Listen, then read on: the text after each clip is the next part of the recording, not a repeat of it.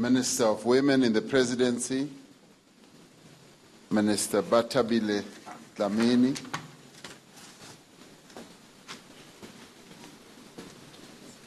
Minister of Justice and Correctional Services, Advocate Michael Masuta, Minister of Higher Education, Mayor Naledi Pandor, Premier of the Northern Cape, Mefro Sylvia Lucas, traditional leaders amongst us, President of the Supreme Court of Appeal, Mayor Justice Mandi Samaya, the Speaker of the National Assembly, Mayor Baleka Mbete, Members of Parliament, the Chairperson of the Gender Commission, Mayor Lula Manare, the Head of UN Women, Ms. Anne Shongwe, Excellencies, Ambassadors, representatives of civil society, and I'm pleasantly informed that there are about 400 civil society organizations that are represented here, government officials, and fellow South Africans. It is a real pleasure to be here, but it is also a moment that has filled me this morning with a great deal of sadness and also a deep sense of shame as a man in South Africa. We are gathered here as South African women and men to respond to a crisis that is tearing our society apart. It is a crisis that affects every community in our country and that touches the lives of most families in one way or another. Gender-based violence is an affront to our shared humanity as South Africans.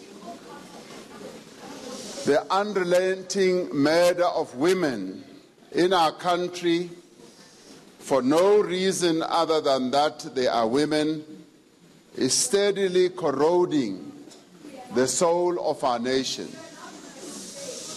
Survivors of sexual violence and abuse, be it physical, psychological, or economic, often live with these scars for a very long time. When abuse occurs in situations of trust, whether in the family, whether in the church, in the schools of our nation, or elsewhere, the sense of betrayal is indeed intensified. The physical and psychological effects may look like they are receding, but they very rarely disappear. One moment of violence can have permanent consequences on the lives of women.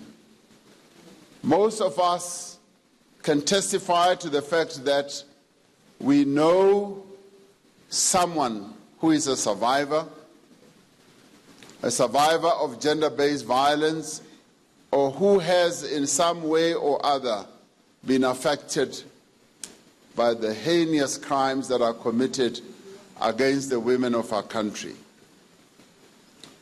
In August, I made a commitment that we shall convene this summit to develop a national plan of action against gender-based violence. Now, I'm often criticized for having a penchant for calling summits or meetings. But what I have found is that these summits and conferences and meetings do give us an opportunity to be able to talk to one another and to listen to one another. They give us an opportunity to listen to the stories of the women who sat here, who quietly told their story in a harrowing way, and who reduced quite a number of us to tears as they related the deep pain that they feel, and as they related how their lives have been shattered at the hands of men. I made this promise that we would hold this summit, and I'm glad that we've lived up to this moment. This promise was made following the activism by very brave young women in our country, the hashtag Total Shutdown movement. And I'm rather glad that they stood up and decided that enough is enough, and that they would embark on the action that they embarked upon. And today we are here as a result of the activism that they demonstrated. And that activism was born out of pain and anger. I had to go to the union buildings late at night, as you, Madam Speaker, related. And I was exposed to some of the most harrowing stories that these young women had to tell. And they held, yes, their marches around the country to highlight the scourge of gender-based violence and femicide in our country. We are agreed that we need a multi-sectoral approach that responds to the demands of the women who marched on that day, and also strengthens the broader interventions that address the causes and effects of such violence. Now, the proposals that have been put forward here are definitely proposals that we are going to act on. We have it within us, from re-looking at how our budget is constructed, right through to even setting up the structure to deal with gender-based violence.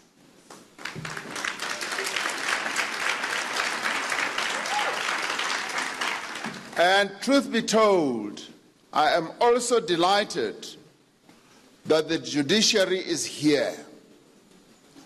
I'm delighted that Justice Mandisa Maya is here, because as we look at the multi-pronged approach that we need to have to curb the scourge of gender-based violence, we do need to have conversations and collaboration with a whole range of people who are deployed in various key areas of South African institutions. So today we are here to listen, but we are also here to learn. And I, for one, learned quite a lot from, yes, the issue of the demand that is being made about parole to women who are incarcerated because they were forced to go into, to do certain things.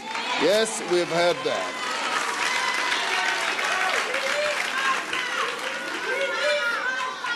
And we have listened very carefully. We have listened very carefully to the 24 demands that were put forward in August.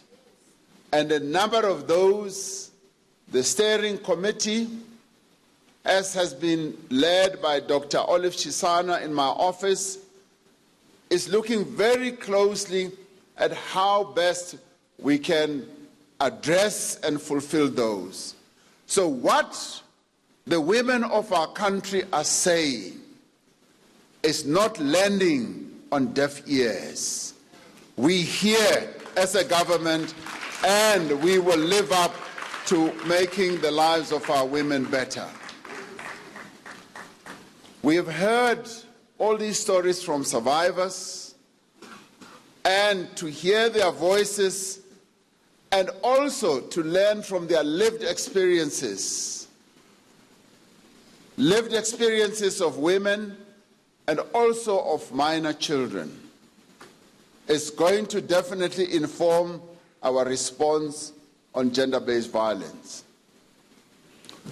This phenomenon of gender-based violence is a global one. And obviously, as South Africans, we don't want to hear stories that it happens in other countries and all that, because we are preoccupied with our own situation as South Africans, which we must correct because it affects our lives as South Africans. But the World Health Organization tells us that 35% of women worldwide experience either physical or sexual intimate partner violence or non-partner sexual violence, and that was experienced in 2013. This is an alarming figure that underscores the need for cooperation at all levels, national level as well as global level. In South Africa, we know that the problem is even much more severe. We are a country with a high level of violence and criminality. Slightly more than 20,000 people were killed in the past year. The majority of the perpetrators and victims were men. The most recent data from the World Health Organization shows that South Africa's femicide rate was 12.1 per 100,000 in 2016. This was almost 5 times higher than the global average, which stands at 2.6 per 100,000. So you can already see that we are really at the most upper level with regards to gender-based violence. It therefore requires that all of us must get involved in finding solutions. And this is precisely what this summit is all about. According to the South African Police Service Crime Statistics report of 2018, femicide increased by 11% over the last 2 years. Now, this is totally unacceptable. South Africa reports that 138 per 100,000 women were raped last year, the highest rate in the world.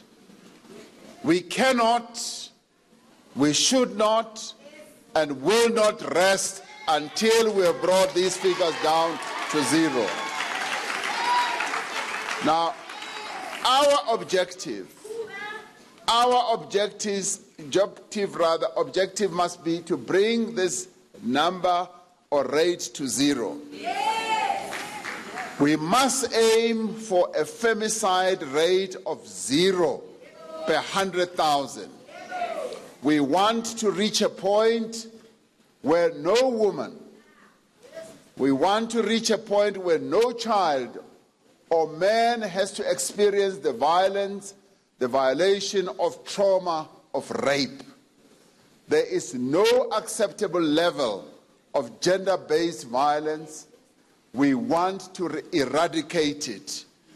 This is a scourge that we can never say, it's okay if we have just a little bit. We must never have gender-based violence in South Africa, and we must root it out. And this summit therefore gives us the opportunity, the tools, and the moment of reflection, of discussion, and coming up with real decisions that need to be taken to end gender-based violence. Women are often violated by their intimate partners, that we know. And this often happens in the privacy of their homes. They are slept, hit, raped, assaulted, and emotionally abused and killed because they are with a man who feels entitled to exert power and control over them. There is a danger that society begins to normalize such practices and say, yes, these things happen, as the speaker was saying in her input. That is why we need to be vigilant. Condemnation needs to be constant and consistent. Perpetrators need to be prosecuted. And this is where our criminal justice system must come to the aid of the women of our country. This is where the criminal justice system must demonstrate that, yes, it is there to protect the women of our country. It requires that we address societal issues of patriarchy. We also need to address economic relations and changing the way of thinking about gender relations. Patriarchy means that men feel entitled to exert economic or other forms of power over women. And we have to draw a line and say, we must bring an end to patriarchy, because it is this sense of patriarchy that makes men have a sense that they own women, they own other human beings. It cannot go on. It should not be allowed. And this can lead to situations where women may find themselves tolerating the injustices that are perpetrated against them simply because they may have inadequate economic or emotional resources to walk away from a dangerous relationship. Social perceptions about the roles of girls and boys and preconceived notions of how women and men should behave are often harmful to the development of both sexes. When we improve the way we raise our children, we can go a long way to preventing violence against girls and boys. And this is where the demand that was put forward by my sister Shikwembani makes a lot of sense, where she said out of the 5 demands she raised is that we need to roll out and raise awareness. And this awareness also needs to reside in the home. This is where we need to inculcate a culture of respect for one another. This is where young men must be taught that women are not their footballs. This is where young men must be taught to respect women. And this is where we must inculcate in the heads and the minds of our young men that violence against women is unacceptable. We must raise boys and girls with the knowledge and understanding that no person has the right to treat them as inferior or to harm them in any way, and that boys and girls are equal in all respects. This is what we should do. And this is a call we need to make to the parents of our country, that as we bring up our children, boys and girls must be treated equally. But we must also realize the vulnerabilities of young girls and women.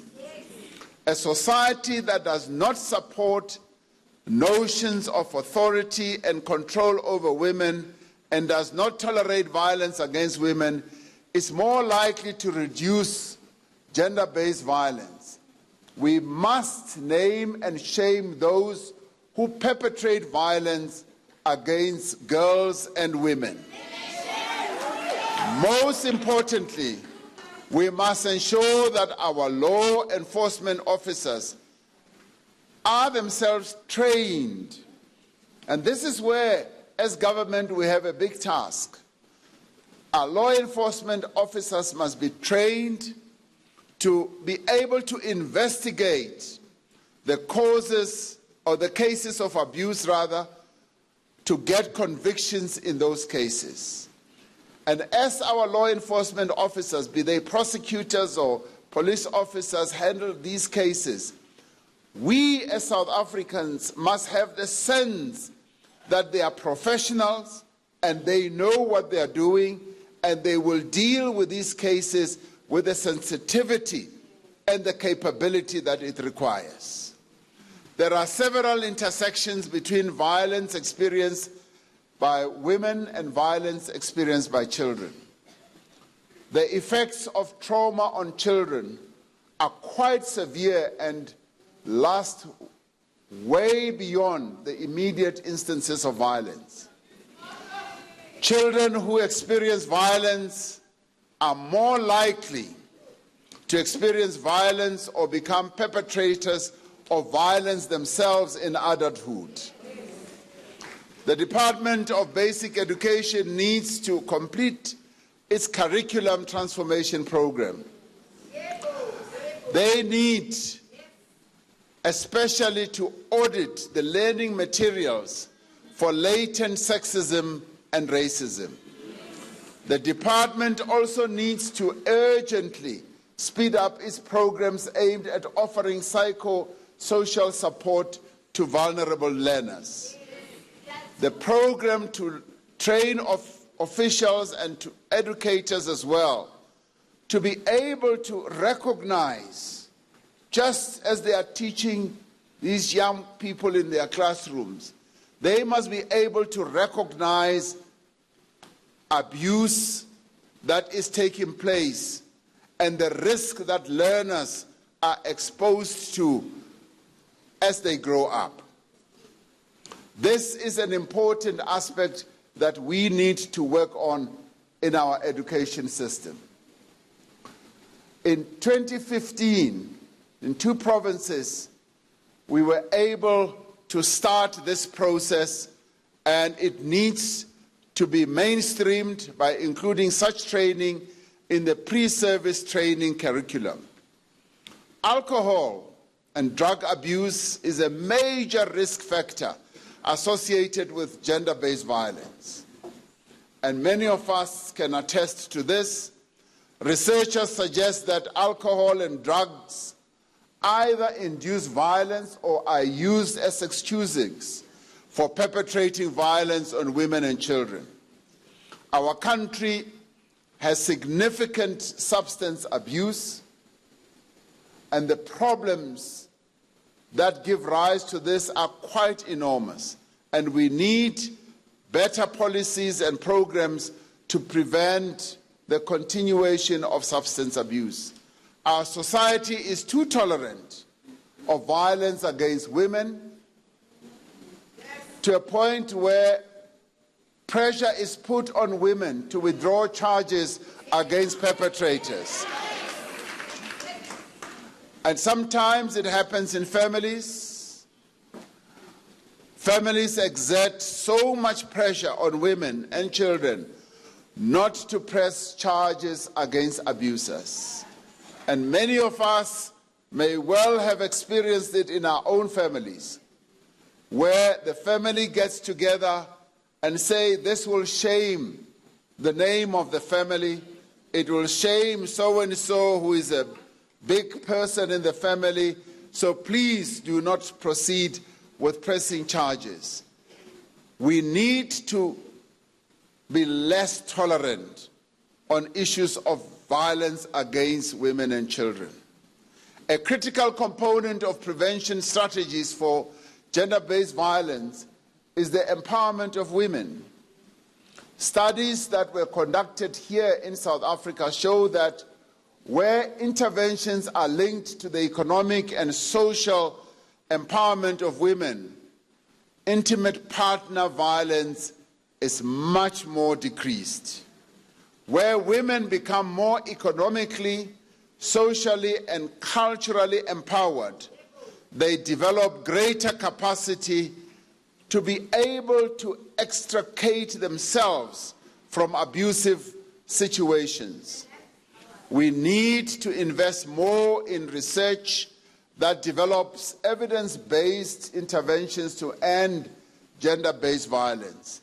But more importantly, we do need to embark on various interventions that will economically empower the women of our country. And it is for this reason that a number of programs that government is focusing on is now directed towards empowering the women of our country economically.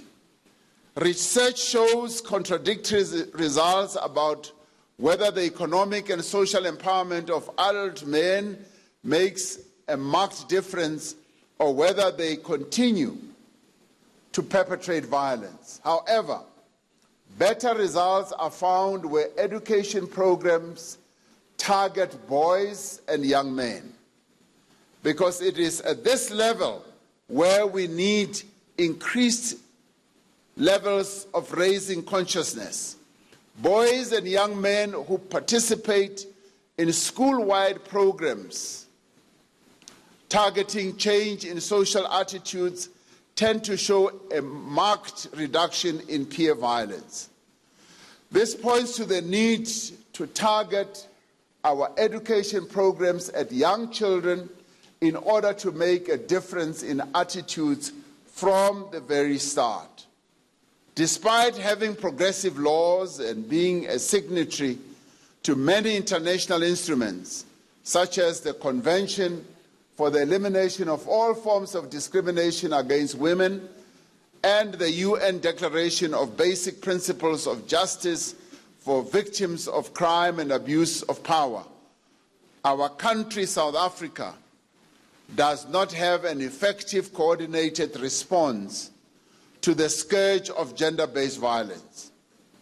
This failure to implement our laws and policies effectively is doing a complete disservice to the survivors of gender-based violence and others affected by violence.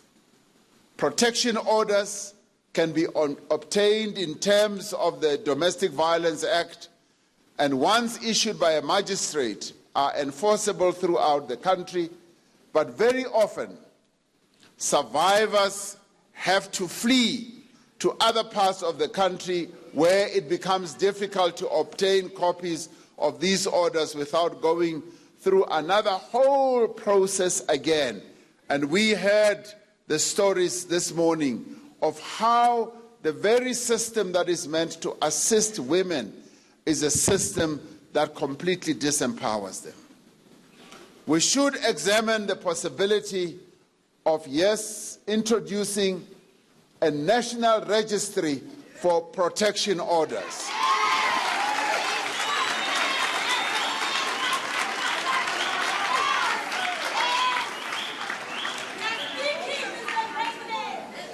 Government has responded to two specific demands raised during the August marches, the hashtag total shutdown marches. Conducting a review of national plans to end gender-based violence and the development of a national action plan on gender-based violence. Now, this is what we are committed to doing. As you heard already, Minister Shabangu, working together with Minister Dlamini, are going to come forward with an action plan. But this will be done together with civil society, and we have already undertaken a review of our program of action on violence against women and children and plan to launch the revised program of action, yes, in 2019. So in 2019, we will move ahead to make sure that this action plan is implemented, and we will want to do this with the active participation of all various civil society organizations that we've been working with.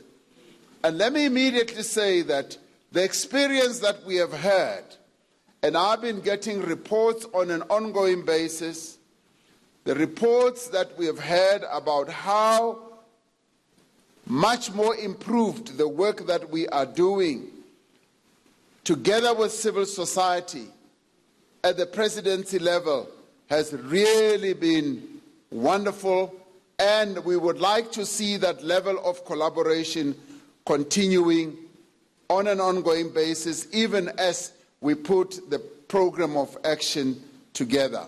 And this we will do because we have already seen what dividends or what benefits we can earn. A frequent complaint is that the police and the court system are not equipped, nor are they capacitated to effectively assist survivors of gender-based violence and sexual assault.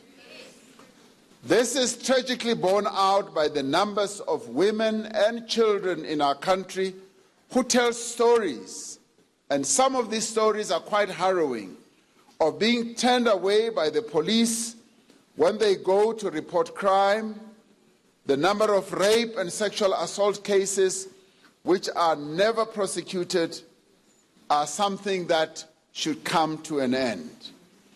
As we work to address this, we need to hear from those who interact with our criminal justice system. We would like open dialogue, open discussion, so that we are told about what is working and what is not working. And I'd like to believe that this summit is going to give us that great opportunity of people talking and having a dialogue about what's working and not working. We need to hear where we need to improve. And colleagues, the door is open. We don't need to break this door down. This door is open, and we must work together to end gender-based violence. And we are also asking you to deal with these matters on a regular basis, to work with us in developing an effective response, and also to come up with support mechanisms. The Thuthuzela Care Centers are unique one-stop integrated response to incidents of violent sexual acts against women and children, and they aim to reduce secondary victimization, improve conviction rates, and reduce the cycle time for finalization of cases. This is one of our more effective interventions, and we must develop concrete proposals on how we can strengthen the operations of these centers. Now, this is what we want to hear. Where these centers are not working optimally, we would like to hear. And if it's a shortage of money, we will make money available so that they work.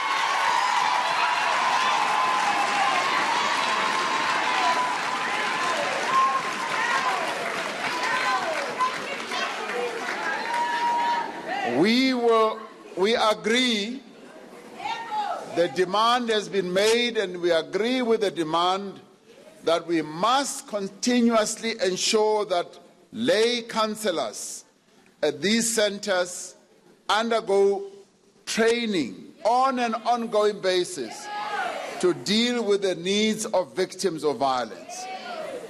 One of the specific demands raised by activists was to establish a central national coordinating structure for gender-based violence.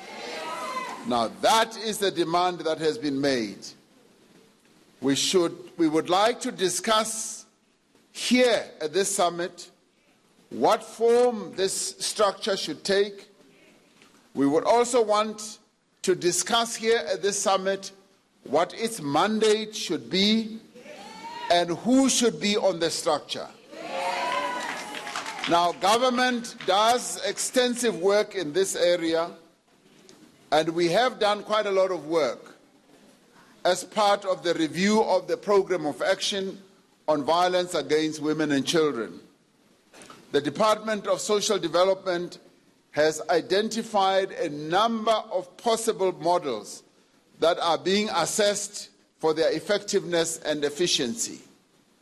Now, rising from here, yes, we will agree with the demand that a structure should be set up. What we now need to do is to discuss the full mechanics of how this structure will work. And that is where your input will be required. We need to engage with the proposals from civil society and see where we are able to find each other. We must seriously re-examine how we talk about violence against women and children and how our discourse reflects societal norms.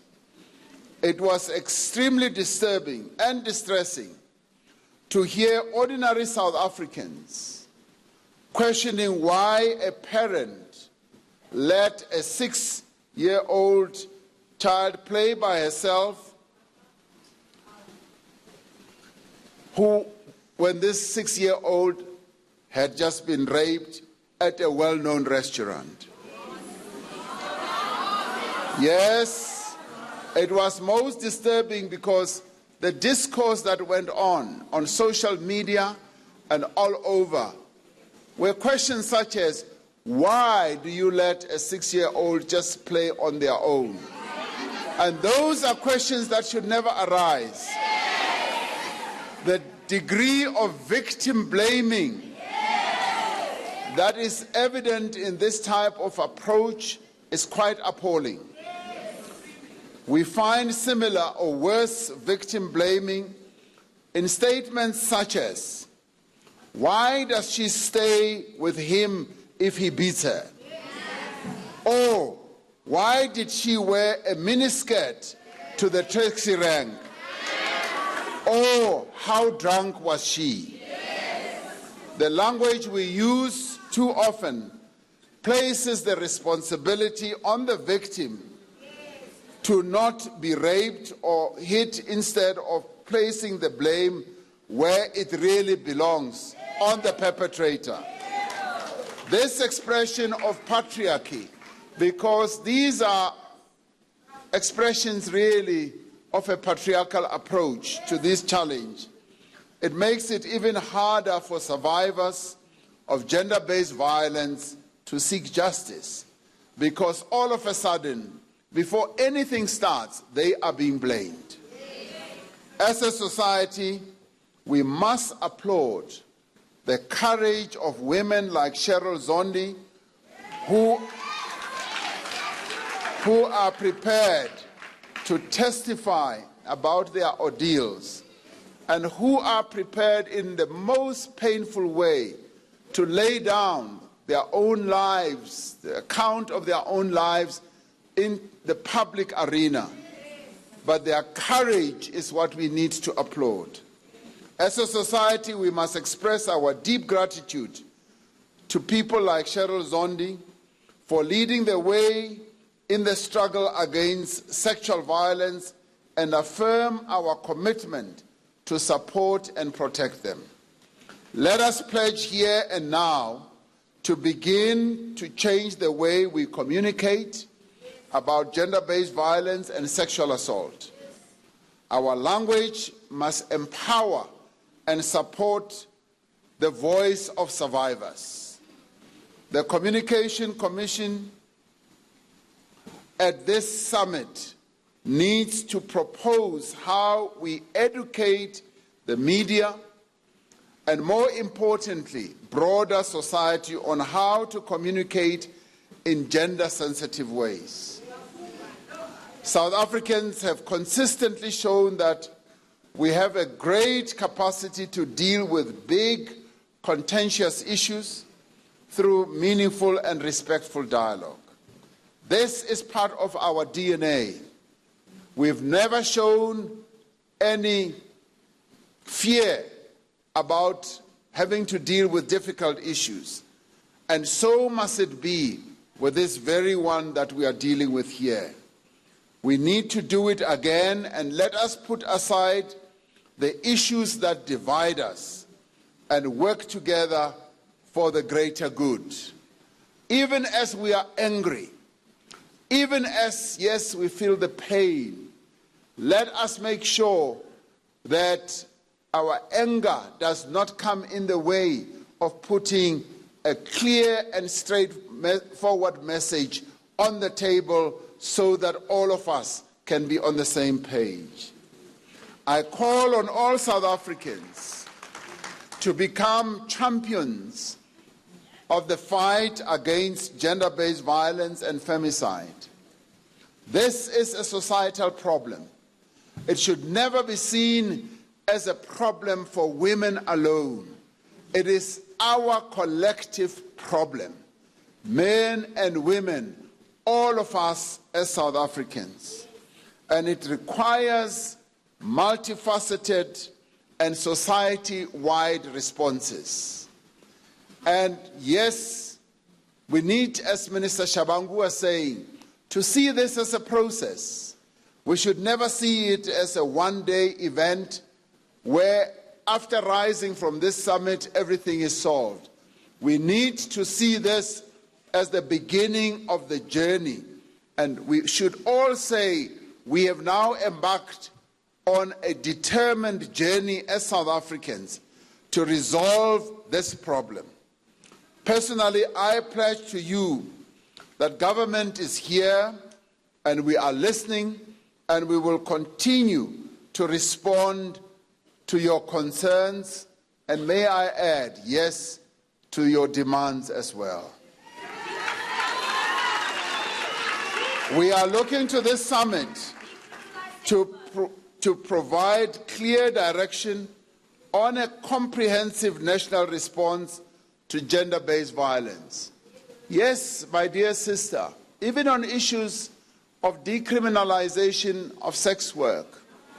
Yes, those are issues, listen, these are issues that all of us as South Africans must get involved in a dialogue over. Because, yes, because even on this issue, you'll find that on certain issues, South Africans may not see things the same way. Our job, our task, is to make sure that we move all those South Africans who are still holding on to their old notions about sex work, who are still holding on to archaic notions. We move them along with us. We convince them about the direction we need to go. The best way of doing so is to engage in dialogue. The best way of doing so is to make sure that they understand our point of view as well.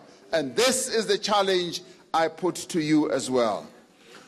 We are looking to this summit to provide clear direction on the comprehensive national response, yes, on gender-based violence.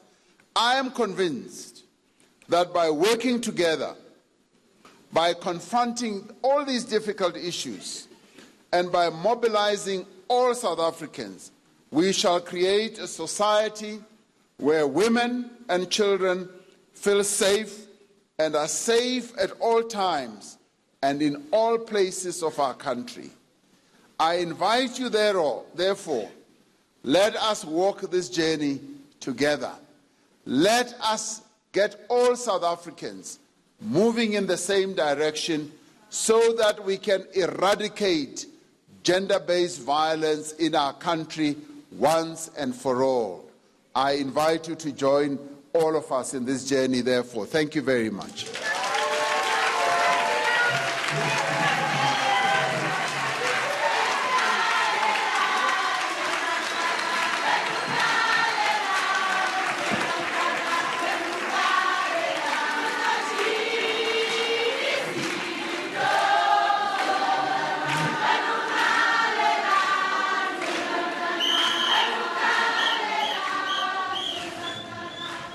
Massive applause there at the National Gender Summit taking place in Centurion, just outside Pretoria.